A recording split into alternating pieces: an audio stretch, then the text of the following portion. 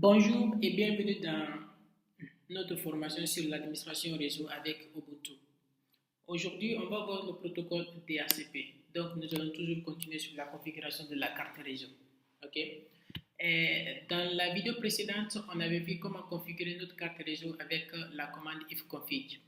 Et avec ifconfig, on avait appris à configurer notre carte. Mais qu'est-ce qu'on avait dit à propos de cette solution? C'est qu'à chaque redémarrage de la machine pouvait perdre la configuration. OK? Donc, il fallait chaque fois refaire, refaire et refaire. Donc, et aussi, imaginons que nous avons 10 ordinateurs ou bien, disons, 100 ordinateurs à configurer. Et il y a beaucoup d'informations à enregistrer, à entrer, mais l'adresse IP de la machine, le masque, la passerelle, le broadcast, on a le DNS, la gateway et tout ça. Donc, ça devient beaucoup d'informations. Donc, le fait de passer poste par poste pour configurer la carte devient beaucoup plus ennuyant, en fait.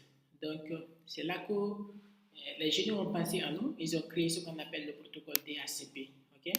Qu'est-ce qui veut dire le DHCP? Le DHCP veut dire, je pense à mon présentateur, euh, Dynamic Host Configuration Protocol. OK? Donc, c'est un protocole de configuration dynamique ou automatique de la machine. Avec le DHCP, bye bye la configuration statique. Vous n'avez plus besoin de passer poste par poste, pour configurer les cartes réseau. Tout ce que vous avez à faire, c'est de brancher la machine sur le réseau et la machine a automatiquement une adresse IP. Donc, voilà la magie en fait. Aujourd'hui, qu'est-ce qu'on va voir dans le programme? On va voir c'est quoi le DHCP.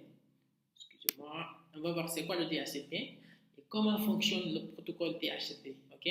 Et nous allons encore voir c'est quoi l'importance du DHCP. Et dans la pratique, on va voir la configuration de base du DHCP, c'est la configuration minimale pour au moins configurer les machines dans le réseau. Et ensuite, on va voir comment est-ce qu'on peut fixer une adresse IP dans la configuration DHCP. Cela veut dire quoi? Que, par exemple, à chaque fois qu'une personne vient et que le protocole, que le serveur DHCP se souvient de lui, il donne toujours la même adresse. C'est ce qu'on appelle fixer une adresse IP. Et ensuite, on va voir comment changer le log du DHCP. Le DHCP, par défaut, envoie tous les logs dans un fichier qu'on appelle le syslog. Et pourtant, dans ce fichier, il y a beaucoup d'autres services qui logent à ce niveau. Donc, le mieux, c'est de séparer les fichiers de log en fonction des services. Donc, nous allons voir comment faire tout cela. Donc, on commence par ce qu'on appelle, c'est quoi le DHCP? Comme on l'a dit précédemment, le DHCP veut dire Dynamic Host Configuration Protocol. C'est le protocole de configuration automatique de la machine, ok? Pour dire comme ça. Donc, comment fonctionne le DHCP? En fait, le fonctionnement du DHCP est très simple, mais je vais vous l'expliquer. On prend un petit stylo ici. Ok, je vais diviser ça en deux parties. Voilà. Supposez que vous êtes un client. Ok, on va considérer comme ça. Vous êtes un client. Vous avez un ordinateur. Ok, et ici, on a un serveur ou un routeur, en tout cas, peu importe, une machine qui assure le service DHCP. Ok, donc ici, nous, puisqu'on est à Ubuntu, on va considérer que ça, c'est notre serveur DHCP qui est là. Vous êtes ici un client, vous venez vous connecter sur le réseau. Ok? Vous venez vous connecter sur le réseau, soit c'est par Wi-Fi ou c'est par câble au fait. Ou c'est par câble par exemple. Vous êtes en Wi-Fi ou vous êtes en câble. Vous venez vous connecter sur le réseau. Qu'est-ce qui va se passer? Rappelez-vous dans vos cours de réseau, ou je ne sais pas, dans la vidéo précédente, on avait dit que pour que deux machines ou plusieurs machines puissent communiquer dans un réseau, il leur faut des adresses IP. Ok? Il leur faut des adresses IP. Il faut que la première machine sache quelle est l'adresse IP de la deuxième machine et vice-versa. Alors, qu'est-ce qui se passe ici? Le client vient se connecter sur un réseau. Il doit demander des informations de configuration de son interface à une machine qu'il ne connaît pas. Ok? Donc, il ne sait pas quelle est l'adresse IP de cette machine, de ce serveur, et le serveur n'a aucune idée de ce qu'il y a. Donc, ils ne se connaissent pas du tout. Pourtant, ils doivent se communiquer pour que la machine ait une configuration préalable. Alors, qu'est-ce qui va se passer? le serveur DHCP écoute sur une trame qu'on appelle le DHCP Discover. Je l'écris ici, DHCP Discover. Ok, le DHCP Discover. C'est une trame qui est envoyée à l'adresse broadcast FF 2, 3, 4, 5 et 6. Ok, ça c'est le broadcast de trame. Ok, donc ce paquet est envoyé à cette adresse dans le réseau local. Supposons que vous êtes au Wi-Fi, ou bien si vous êtes en câble, vous avez un switch ici où vous avez beaucoup de clients. Ok, et ainsi de suite. Vous avez un switch. Voilà. Cette adresse est envoyée en broadcast. Ok, disons l'adresse de diffusion. Cette trame est envoyée en broadcast. Donc le serveur DHCP qui assure le service, ce service va recevoir ce paquet. Il va dire c'est une trame de broadcast comme ça. Donc la machine a effectué une trame de broadcast avec le paquet qu'on appelle le DHCP Discover. Ok, la trame DHCP Discover. Et le serveur DHCP va répondre avec une autre trame qu'on appelle le DHCP offert. Ok, donc il a dit bonjour, est-ce qu'il y a quelqu'un ici qui peut m'aider? Le serveur DHCP dit oui, je suis là, c'est moi qui assure ce service. Je vous envoie une proposition d'adresse. Il envoie une adresse IP, il envoie un masque, une passerelle, un serveur DNS si ça existe. Si vous ne savez pas c'est quoi un DNS, ne vous inquiétez pas, on va voir ça dans les vidéos suivantes. Excusez-moi. Donc, il y a beaucoup d'informations. Le serveur DHCP va lui proposer cela. Et si la machine a accepté, ok, la machine fait un DHCP request. Un DHCP request. Dire au serveur DHCP. La machine va dire au serveur DHCP, ok, c'est gentil pour toi, j'accepte cette proposition. Ensuite, le serveur DHCP va lui répondre un DHCP ACK, ok, pour acknowledgement, pour acquis de réception en fait, pour valider le bail. Donc c'est pourquoi on parle du bail en DHCP. Alors, je vais vous dessiner ce processus ici, ça se passe comme ça, un DHCP. Je crois que je vais essayer d'effacer tout ça. Bon, on va gagner un peu plus vite en temps. On fait comme ça un DHCP. DHCP Discover, la machine qui émet un DHCP Discover, le serveur fait un DHCP offert, la machine fait un DHCP request et le serveur fait un DHCP ACK. Donc c'est comme ça que ça se passe. Et enfin, la machine va recevoir un bail d'adresse IP. Donc ce bail, c'est pourquoi on a dit un bail, c'est parce que ça fonctionne un temps spécifique, bien sûr. On va voir ça tout de suite dans la configuration. Donc, chaque fois que ce temps expire, ok, la machine va faire un renouvellement de bail. Donc, cette fois-ci, il ne va pas reprendre tout ce processus à 4 chemins, DHCP, Discover, et ainsi de suite. Il va simplement commencer à partir de là. Puisque le serveur DHCP maintenant connaît c'est qui, il a une ligne sur son adresse MAC, il va simplement le donner. Bon, c'est comme ça, en fait, le fonctionnement du DHCP. Alors, quelle est l'importance du DHCP? L'importance du DHCP, c'est que c'est un service qui va vous permettre de gagner énormément de temps. Le fait, comme on l'a dit, le fait de passer poste par poste pour configurer les machines va être beaucoup plus difficile. Donc, ça va vous permettre de gagner en temps. Et voilà, on voit la configuration des bases. Donc, je vous propose d'aller tout de suite sur notre serveur Ubuntu, si vous vous rappelez. Donc, on va commencer la configuration des bases. C'est pour ça. Je vais réduire tout ça. Ok, voilà.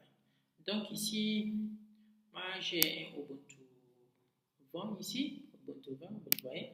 Donc, c'est notre serveur. C'est ce qu'on va utiliser jusqu'à la fin de cette formation. C'est Dieu le veut, vraiment. Donc, je vais connecter. Voilà, on a ici notre Ubuntu 20 et on va lancer notre terminal, notre ami sur Linux. Ok, on a notre terminal ici. Qu'est-ce qu'on va faire dans un premier temps? On va voir si le paquet DHCP est installé. Donc, le paquet qu'on va utiliser ici, le logiciel qu'on va utiliser, c'est ISC DHCP Server. Ok, c'est ce qu'on va utiliser. Donc, on va voir s'il est installé. Et apt search ISC DHCP Server. Voilà. Donc, il a fouillé, il a trouvé, mais le paquet n'est pas installé. OK? Donc, qu'est-ce qu'on va faire dans un premier temps? On va commencer par installer le paquet. Donc, pour installer le paquet, on va faire apt install ISC 2 ACP serveur. Impossible d'ouvrir. Ah, ok, il faut qu'on lance la commande en tant qu'administrateur. Donc, vous faites comme ça. Tape mot de passe. Ok, voilà. On patiente un peu. Ça devrait marcher plus vite. Ok, ça vient, ça vient. Dans quelques instants. Oh, ça vient, ça vient, ça vient, ça vient. Traitement des actions différées. Ça vient. Au fait, je vous conseille fortement d'utiliser le gestionnaire de paquets APT. Il est très bon. C'est qu'il va installer tout le service avec tout le paquet avec les dépendances. Donc, j'en ai profité pour me connecter en tant qu'administrateur. Ensuite, on va relancer la commande apt search isc DACP serveur. J'ai mal écrit, c'est serveur. Ok. ISC DACP serveur. Et voilà, cette fois, on nous dit que le paquet est bien installé. Voilà, c'est ça, c'est l'installation. Donc, on va passer par les bases comme on l'a dit. Donc, la configuration de DHCP se passe par plusieurs fichiers, mais ne vous inquiétez pas, on va le découvrir. Donc, le fichier principal c'est etc DHCP, dhcp.conf, ok? .conf. Ça, c'est le fichier de configuration principal. C'est le nom du fichier et ça, c'est le chemin d'accès. Mais dans un premier temps, on va dire au serveur DHCP qu'il faut qu'il écoute sur une interface. Si on revient sur notre présentation ici, vous voyez, on a branché notre serveur DHCP sur notre switch. Okay? On a un switch ici, on a branché un commutateur, on a branché notre serveur DHCP sur un switch. Donc, il a une interface. Il a forcément une interface ici, on a branché le câble sur une interface. Donc, le serveur DHCP doit pouvoir écouter sur une interface. Si le serveur DHCP rend service à plusieurs sous-réseaux, donc il devrait avoir une autre interface ici connectée à un autre ici, ainsi de suite. Mais nous, dans notre cas, on n'a qu'une seule interface. Donc, on va aller le dire au serveur DHCP, écoute sur telle interface. Pour cela, moi, je sors mon vim etc default ISC de HCP serveur. Okay, c'est ce fichier qu'on va éditer. Vous voyez? Mais assurez-vous que vous êtes bien en administrateur, sinon vous serez perturbé, la modification ne sera pas prise en compte. Donc on tape I pour passer en mode insertion, et puis H0. Ok, moi c'est le nom de mon interface, je vais vous le montrer tout de suite. On fait echap.wq pour enregistrer quitter. Donc on va s'assurer que notre interface s'appelle bien ETH0. Donc je fais if config. Vous voyez ici, le nom de mon interface est ETH0. Et on a une configuration qui est là. Donc, si vous ne savez pas comment configurer une interface comme ça, je vous demande tout de suite de vous retourner voir la première vidéo sur ifconfig. Ok? Et avec le système Linux actuel, le nom des interfaces ne sont plus comme ça. ETH0, c'est quelque chose avec les EPS. Donc, si vous voulez changer le nom de votre interface qui se trouve là-bas par défaut, vous pouvez aller sur ce fichier. Gros. Ce fichier-là, vous voyez ici, il vous suffit simplement d'ajouter ça à cette ligne et ça passe. Mais ce n'est pas le but du sujet. On va continuer. Donc, on continue. On va éditer le fichier de configuration principale de DHCP, qui est vim etc DHCP, dhcp.conf. Okay. Voilà. Quand vous venez ici, vous allez trouver que le fichier est presque pré-rempli. Tout ce que vous avez à faire, c'est de l'adapter à votre besoin. Donc, on continue. Voilà, ici, option domaine name, ok, c'est votre nom de domaine. Si vous ne savez pas c'est quoi, je vous demande simplement de me faire confiance. Moi, je vais mettre bschool.com, ok.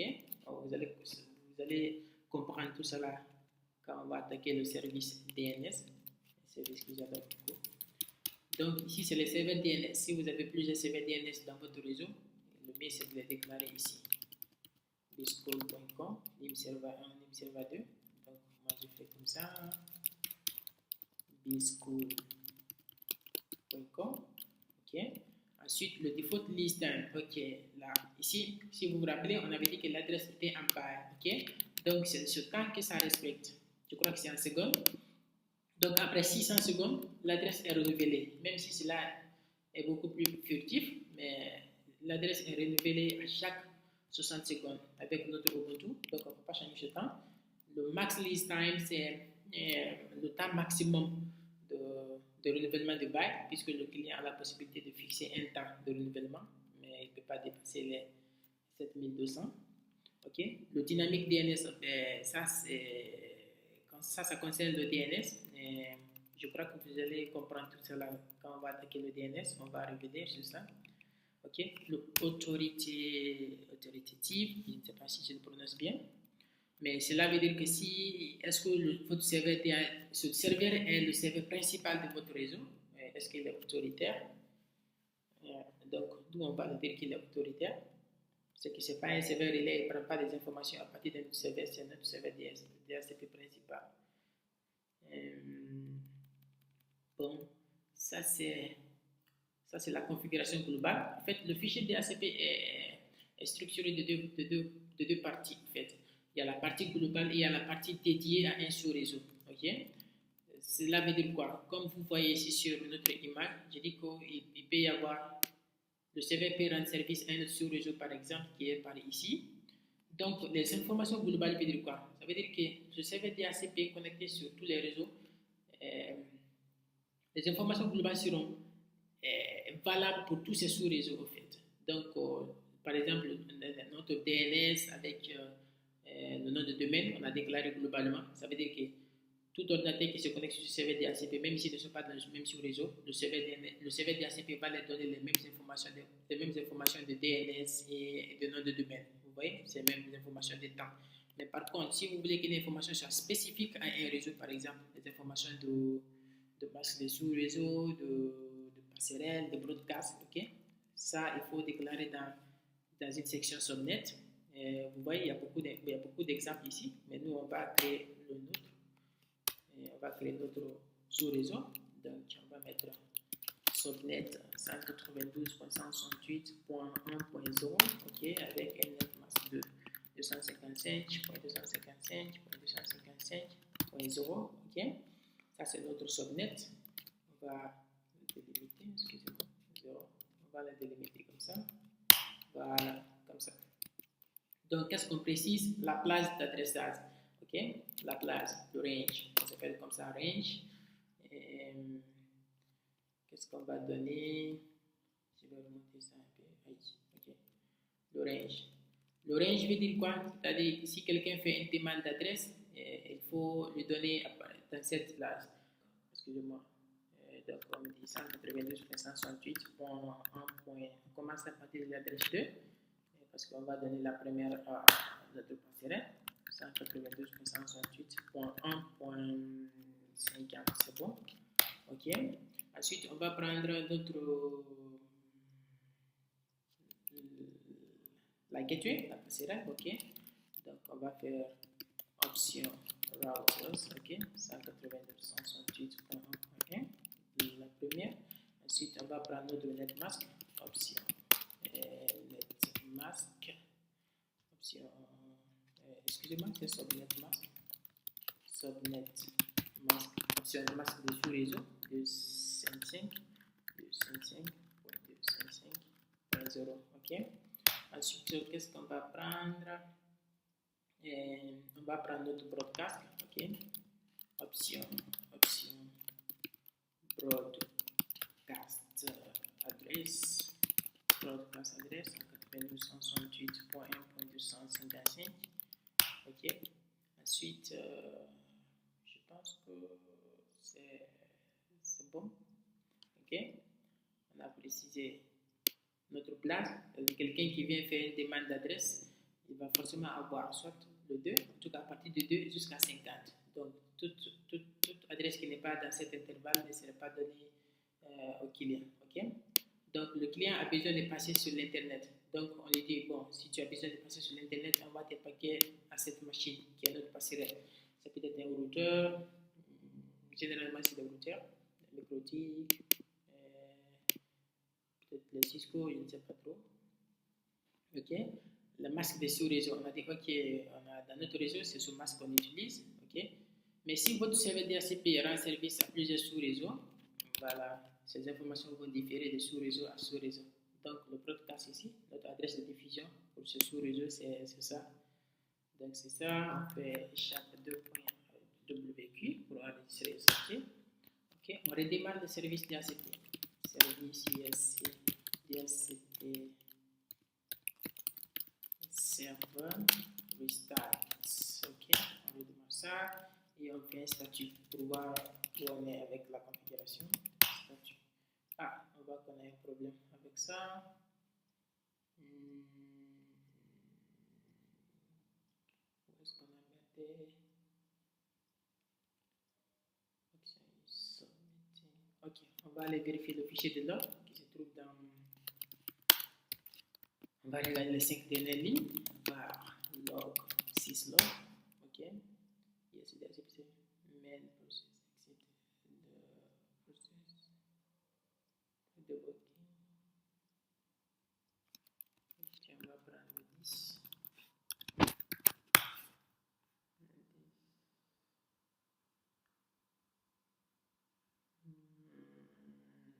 Bizarre. En fait, je ne comprends pas trop ce qui est là, mais on va revenir sur notre fichier DHCP. DHCP. On va regarder là-bas. Et revient. Ok. Le domaine, c'est bon. C'est bon. Ok. Oh, c'est ici. On a mis option S. Il n'y a pas d'option. Ok. Il faut que c'est ça. On échappe de les SQ. Ok. On redémarre le service. Restart. Et ensuite, on fait les statuts. Voilà. Vous voyez que tout va bien maintenant. Voilà. Le serveur DHCP est bien configuré. Donc, on va passer sur une machine cliente sur Windows ici. Après, j'ai une autre machine cliente sur Linux. Donc, on va faire là-bas les tests. J'ai un Windows 10 que j'ai installé. Donc, on va passer sur la ligne de commande. Ok. On fait ipconfig. Ipconfig. Je vois qu'il a une adresse en rapport avec le Wi-Fi. Donc, on va venir ici sur VitalBox pour configurer cette machine pour qu'il ait une adresse sur le réseau interne. Donc, réseau, il est en NAT, on met sur réseau interne. Voilà. Ok, c'est bon. On affiche. Voilà. On fait ipconfig / release. Pour dire, ok, il faut lâcher la configuration actuelle. Il fait un release. Ensuite, on fait un renew pour faire un renouvellement de base. Renew. Il devrait avoir les adresses IP de notre serveur DHCP.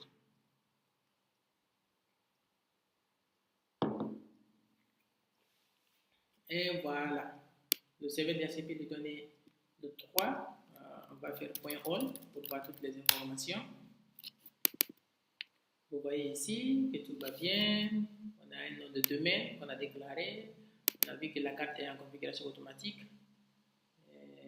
Ici, le DHCP, c'est le DHCP qui a donné une adresse. On a eu cette adresse, notre marque de sous-réseau. Vous voyez ici la durée du bail. Bail obtenu, quelle heure? Lundi le 28 septembre, on est bien lundi, à 18h. Le bail sera expiré à 19h. Donc, c'est 1 heure approximativement. La passerelle ici est celle-là. Le serveur DHCP, il a une adresse qui est celle-là. Vous voyez que tout va bien ici. Donc, on va encore passer sur notre machine Linux. Ici, Linux. Voilà, j'ai un autre Linux ici. J'ai une autre machine sur Linux. On va nommer ça client. OK. Donc, lui, on va essayer de voir son adresse IP. Ifconfig. Ah, vous voyez qu'on n'a pas Ifconfig. C'est pas grave, on va l'installer plus tard. Et avec les nouveaux systèmes Linux, ils ont simplement remplacé Ifconfig par IP. OK. Donc, nous, on va essayer de voir l'adresse. Vous voyez ici que j'ai une adresse. Ici, mais on va essayer avec ifconfig, c'est beaucoup plus clair. Ifconfig. Ifconfig n'est pas certain qu'on va pour l'installer. Sudo apt install NetTools. Ok, c'est le paquet NetTools. Il vient avec beaucoup d'autres choses. Les stats pour voir comment dire, les services qui écoutent sur le réseau et beaucoup d'autres choses. Donc, le mot de passe. Voilà, ça va installer. Est-ce qu'on a accès à l'internet? Là, on n'a pas accès à l'Internet. Donc, on va aller modifier la configuration de notre carte réseau. Client, réseau. Ok, on met ça sur NAT. Voilà, c'est bon. Et on fait un ping de Google. Voilà, tout va bien. Et on installe notre paquet. Ok, ça va installer. Après l'installation, on aura accès à la commande ifconfig. Ça vient.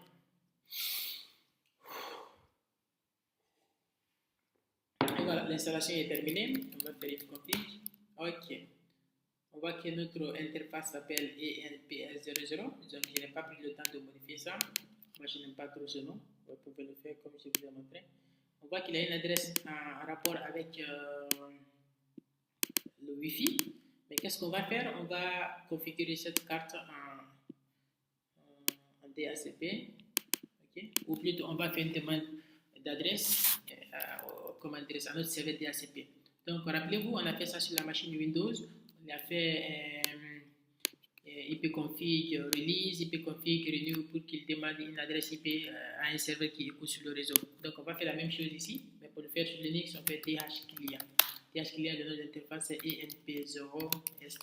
Ok, on fait comme ça. Et qu'il faut un administrateur. Voilà. Ensuite, on fait ifconfig. Bon, il n'a pas obtenu d'adresse, je ne sais pas pourquoi. Donc, on va aller écouter sur notre serveur. On va voir ce qui se passe.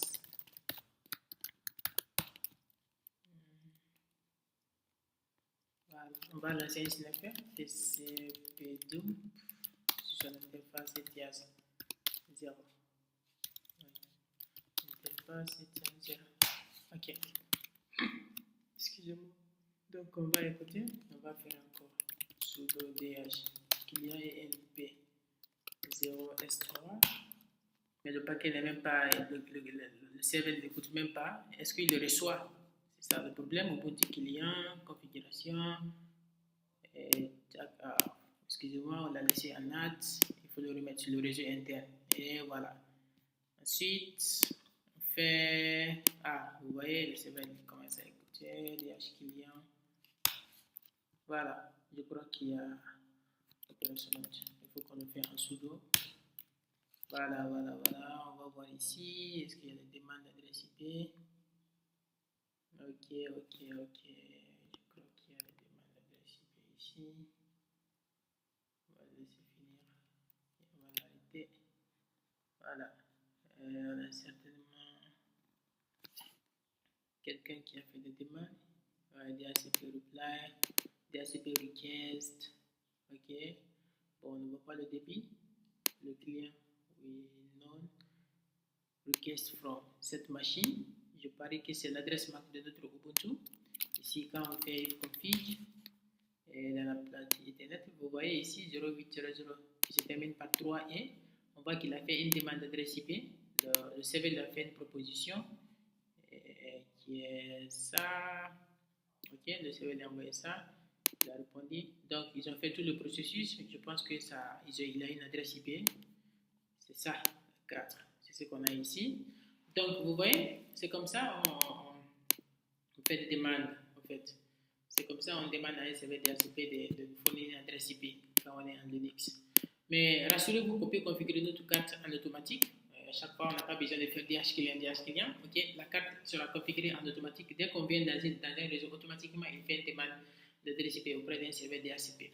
Ok, on va voir ça tout de suite. etc network interface. Ok, voilà, vous voyez ici, c'est déjà fait. La carte va s'allumer en automatique. Excusez-moi.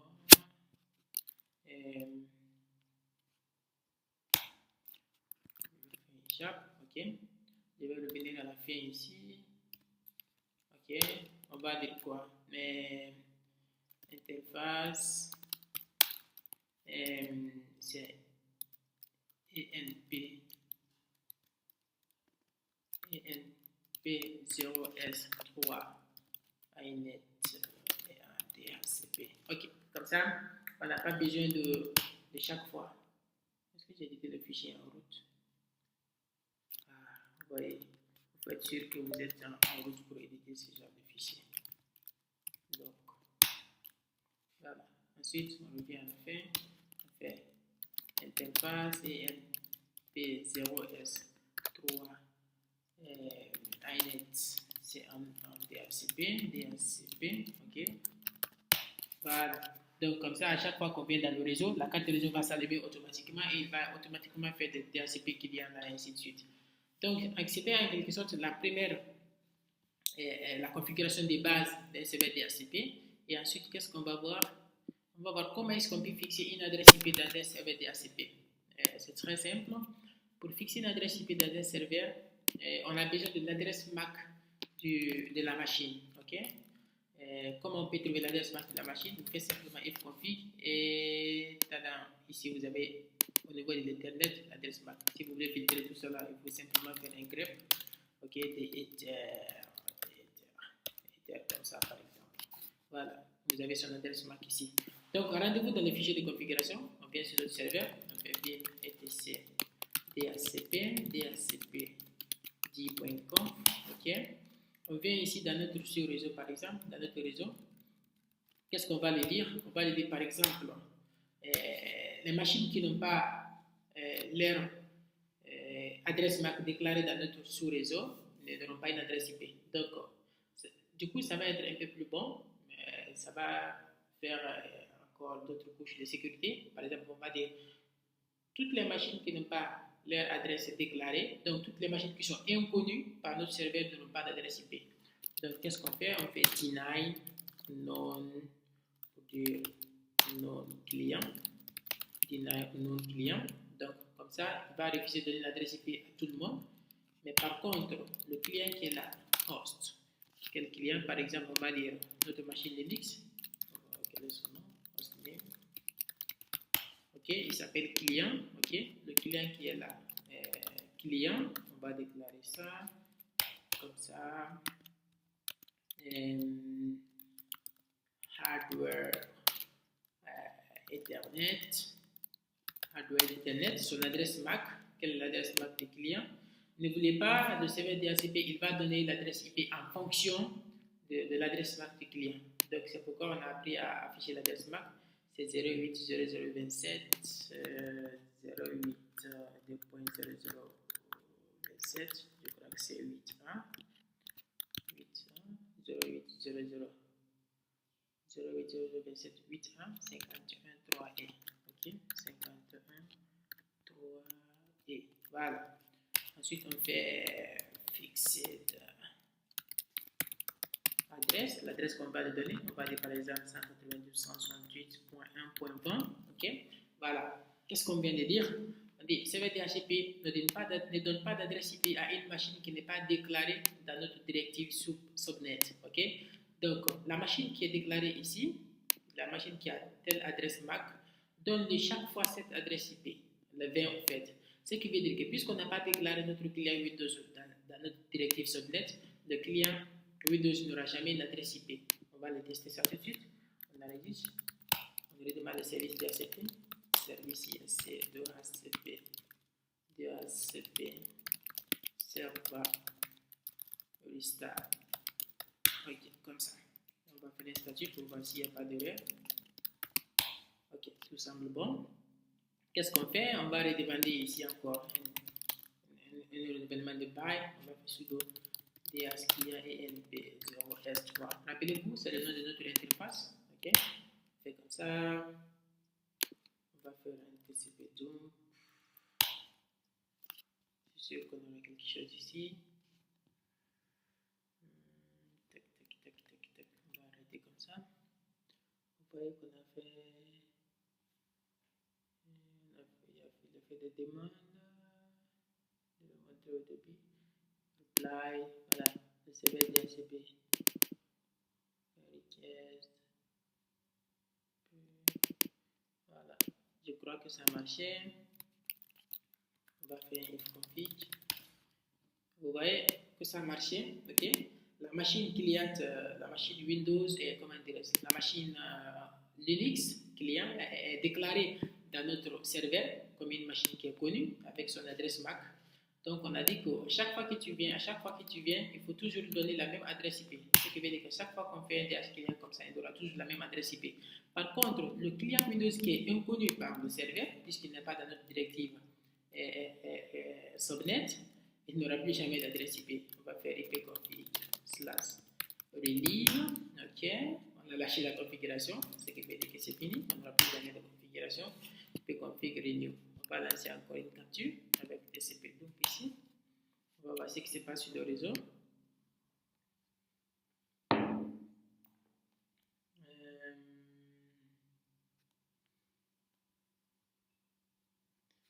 Il n'aura jamais d'adresse. Request from. C'est notre machine Windows qui est en train de faire la requête de proposition. Et qu'est-ce qu'il a proposé? Il a fait une proposition d'adresse IP. Mais qu'est-ce qu'il a proposé? C'est ça, c'est ça. C'est ce qu'il a proposé. Et vous voyez, c'est l'adresse APIPA, c'est l'adresse de Microsoft, ce qui veut dire que s'il n'y a pas d'adresse IP, c'est ce qu'on lui donne. Donc, vous voyez, il n'a pas d'adresse IP. Notre machine Windows n'a jamais eu d'adresse IP. Si on consulte ici son adressage, ipconfig, 169. Vous voyez, il n'a pas d'adresse IP puisqu'il est inconnu par le serveur DHCP. Mais par contre, si on revient ici sur le serveur DHCP, ici on fait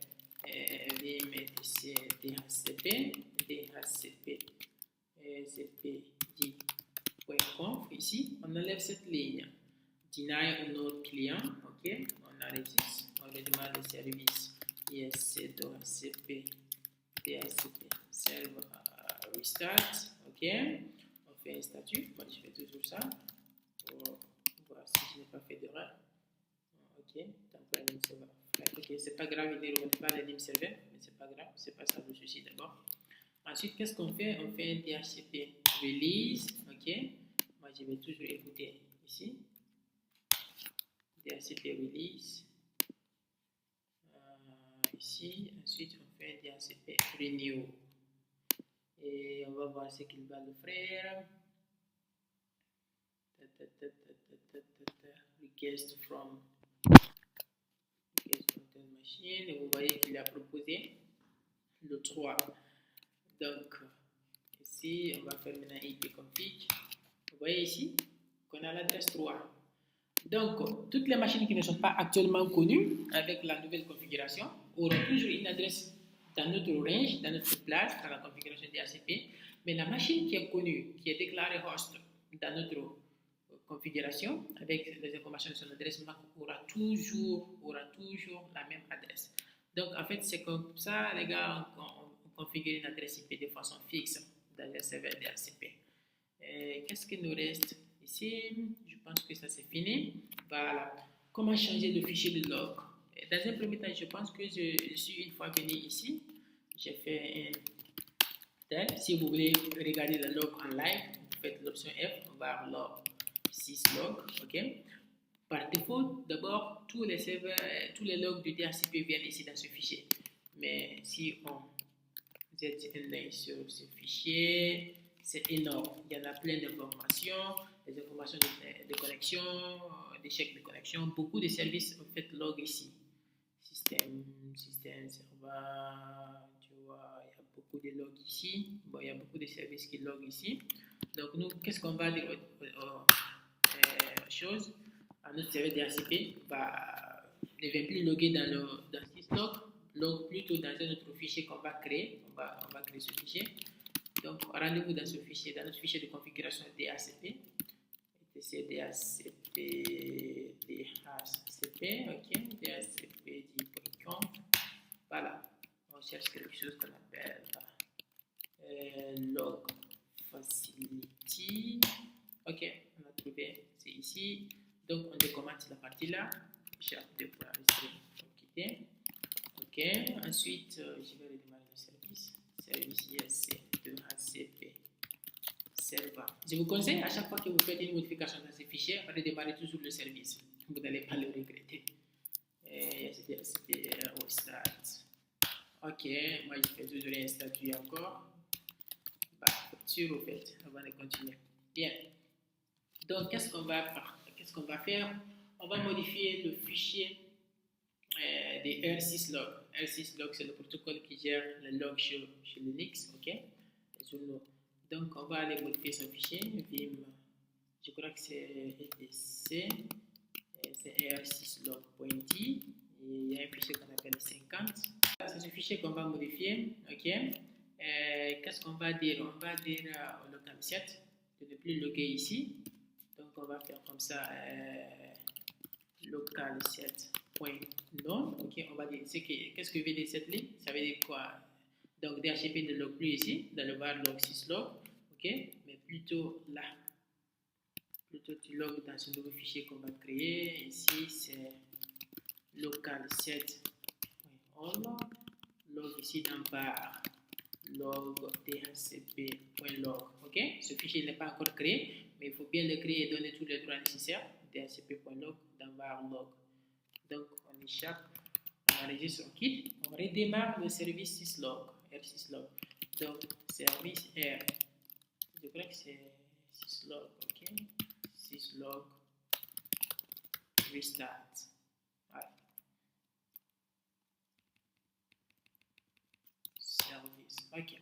Service syslog est redémarré. Donc, on va pour la création de ce fichier. Donc, c'est touch, ok? Par log de hcp.log.